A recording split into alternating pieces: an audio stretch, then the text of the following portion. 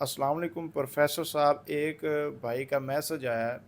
وہ کہتے ہیں بھی حکیم صاحب السلام علیکم، طب سے مراد طب یونانی یا کچھ اور ہے؟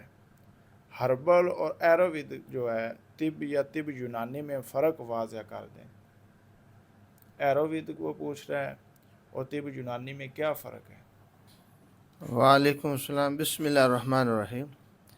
اصل میں یہ جو طب یونانی ہے یہ قدیم طب ہے، اور یہ جو آیورویدک ہے یہ کشتہ سازی کا علم ہے، اور یہ جو ہے انڈیا سے سکھوں کی ایجاد ہے، اور جو یونانی طب ہے یہ شروع سے چلی آ رہی ہے۔ تو یونانی طب کے اندر جڑی بوٹیوں سے اکثر علاج کیا جاتا ہے، اور اس کا اگر موازنہ طب نبوی سے کیا جائے تو طب نبوی صلی اللہ علیہ وسلم سے بھی جڑی بوٹی ہی شامل ہے، طب نبوی کے اندر کشتہ سازی نہیں ہے۔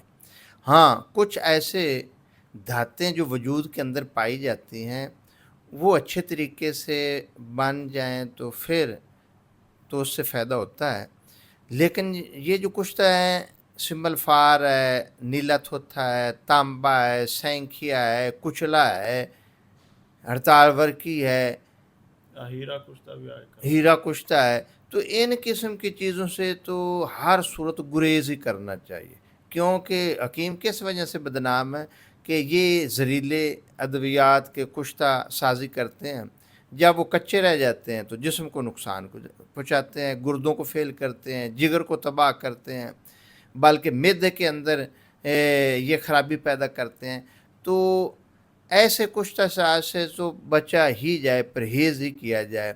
کچھ ایسی سادہ چیزیں ہیں جس طرح یہ سونے کے ورق ہیں، یہ ویسے بھی کھائے جاتے ہیں، حالانکہ کچے ہوتے ہیں، چاندی کے ورق ہیں، نقصان نہیں دیتے، یا کشتہ مرجان ہے، عقیق ہے، صدف ہے، مروارید ہے، یہ سادہ چیزیں، ان کے اندر کوئی مضر اثرات نہیں، بلکہ مضر اثرات کو یہ چیزیں ختم کرتے ہیں۔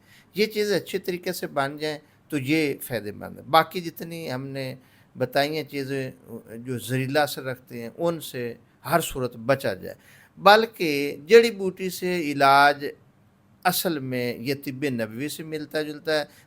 طب یونانی اور طب نبوی یہ آپس میں ملتی جلتی ہے۔ تو نبی کریم صلی اللہ علیہ وسلم نے بھی جڑی بوٹی سے علاج فرمایا، تو اسی طرح طب یونانی بھی جڑی بوٹی پر زور دیتی ہے۔ تو اگر مزاج سمجھ میں آ جائے تو پھر جڑی بوٹی بھی سونے کشتے کی طاقت رکھتی ہے، اگر مزاج سمجھ نہ آئے تو پھر خواہ سونا کشتہ ہی دے لیں، وہ کسی کام کا نہیں ہے۔ جس طرح کچھ ایسی دھاتیں جو جڑی بوٹی کے اندر پائی جاتے ہیں یا ڈرائی فروٹ کے اندر پائی، جس طرح اخروٹ ہے، اخروٹ کے اندر یہ تانبا بھی ہے، میگنیشیم بھی ہے، پوٹاشیم بھی ہے، فاسفورس بھی ہے، آئرن بھی ہے، اس کے اندر بھی دھاتیں پائی جاتے ہیں، لیکن ہے فروٹ ہے، ڈرائی فروٹ ہے۔ تو اگر قدرتی چیزوں کے اندر وہ ہمیں دھاتیں ملتی ہیں تو ہمیں ضرور اس سے فائدہ اٹھانا چاہیے، نہ کہ ایسے کشتہ سازی سے کہ وہ سائیڈ ایفیکٹ کریں۔